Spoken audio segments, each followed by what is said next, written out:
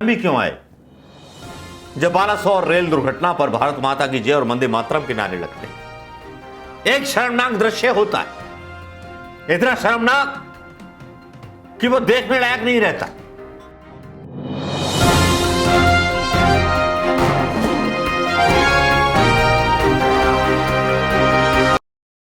OSD के पद पर नियुक्त किया जाता है तो इस दौरान उक्त खिलाड़ी को अपनी नौकरी के दौरान कुछ नियमों का पालन करना होता है।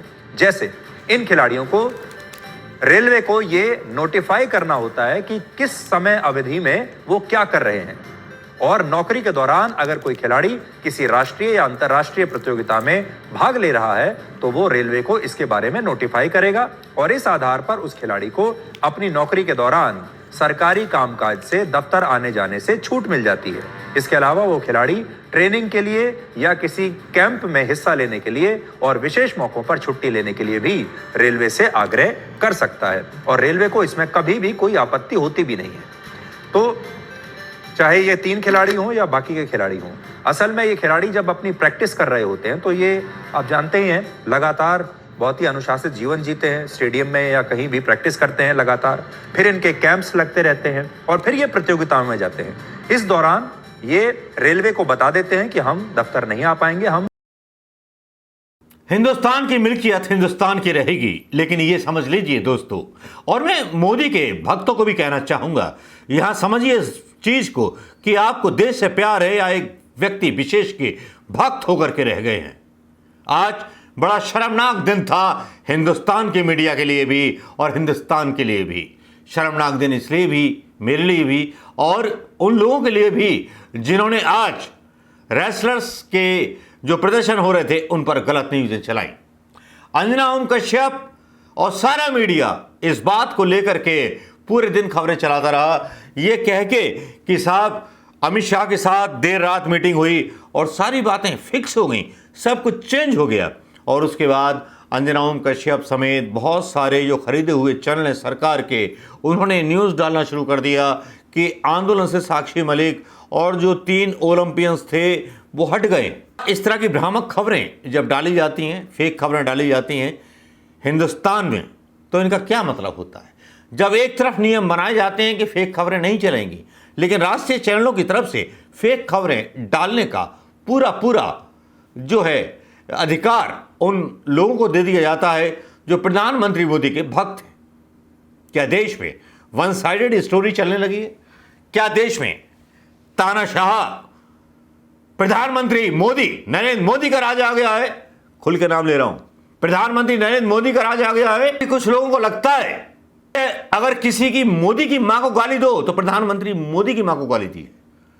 नीरव मोदी को गाली नहीं दे सकते ये लोग, ललित मोदी की मां को गाली नहीं दे सकते ये लोग, ये सच्चे देशभक्त। मोदी को गाली दी तो उसको जोड़ सकते हैं किसके साथ? नरेंद्र मोदी की मां के साथ। वाह, गाली भ्रष्टाचारियों को दी जाती है, गाली उन लोगों को दी जाती है जो देश का धन लेके भागे होते हैं। आज भक्तों को यही मेरा संदेश है, और आज सीधे सीधे संदेश है कि एक तरफ जहां पेशाब निकलता हुआ सरकार का नजर आता है कि वो खबरें चलाने लगती है रेसलर्स के, मतलब जो चल रहा है वहां पर जो भी था, जिसको जंतर मंतर पर आने से मना कर दिया, सारी चीजें हो गई।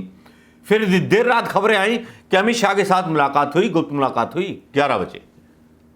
उसके बाद खबरें आने लगी कि पहलवान जो थे वो अपने रेलवे की ड्यूटी पर पहुंच गए, चाहे साक्षी मलिक हो, चाहे जो भी हो। किसका नाम लें? आप कर लीजिए गूगल, नाम भी लेंगे तो बोलेंगे कि ये नाम गलत ले लिया, ये तो शामिल ही नहीं थी। ये अदा है एक ऐसे हारे हुए सुल्तान की, और हारे हुए सुल्तान की उस रियाया की जो रियाया हर हालत में एक गधे को सुल्तान सिद्ध कर देना चाहती है। इससे बड़ा कमेंट और चाहिए क्या? और भी दे सकता हूं।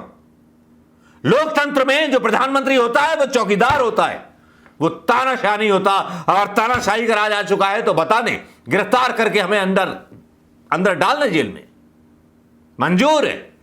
लेकिन ये झूठी खबरें, बलात्कार, शोषण, साक्ष्य मलिक हमारी लड़ाई जारी रहेगी।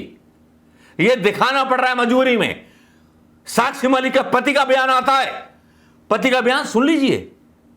जो कचरा फैलाया इस मीडिया ने उसको भी सुन लीजिए। वो हमारे समर्थकों को तोड़ने का जो माहौल है, कृपया मैं उन सभी खबरों का खंडन करता हूं। ना तो हमारा कोई समझौता हुआ है किसी भी प्रकार से, और ना ही हम पीछे हटे हैं, और आगे भी ना हम हटने वाले हैं। आगे भी आप इन फेक न्यूज पे कृपया करके ना चलाएं। दूसरा, हम जैसे जंतर मंतर पे जो घटना हमारे साथ हुई है 28 तारीख को, हमको वहां पे ना जाने की परमिशन है। हम जैसे ही इस आंदोलन को वापस धरातल पे लेके आएंगे, वैसे ही जो है हम प्रोटेस्ट वापस शुरू करेंगे। बीच में कोई छोटा मोटा काम होगा वो उस बारे में उन्होंने ट्वीट करके जानकारी दे दी है। और लगातार 3 दिन से खबर है कि हमारा समझौता हो गया, वो भी झूठ है। पोस्को ने नाम वापस ले लिया उनके पिता का, वो भी बयान आ गया है, वो भी झूठ है। तो इस तरह से हमारे समर्थकों को तोड़ने के लिए कृपया खबरें ना चलाएं। आपको क्या लगता है कौन इस तरह की कोशिश कर रहा है कि ये खबरें फैला रहा है?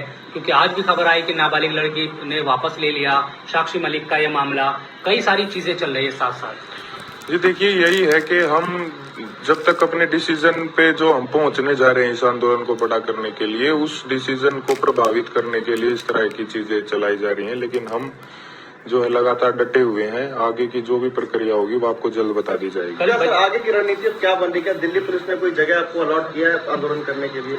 देखिए, दिल्ली पुलिस ने जो हमारे साथ किया है वो पूरे देश ने देखा है, पूरा देश उसके खिलाफ है।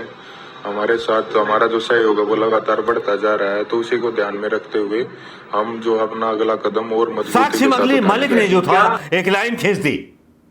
क्या करें क्या ना करें?